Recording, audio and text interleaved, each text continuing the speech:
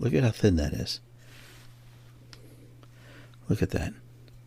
This is hard to believe, but this is a 35 millimeter camera made in Germany.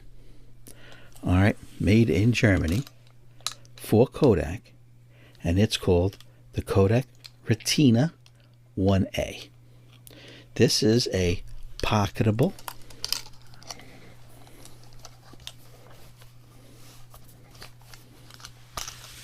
a pocketable 35 millimeter gorgeous camera that you can put in your pocket, complete with the lens, by the way.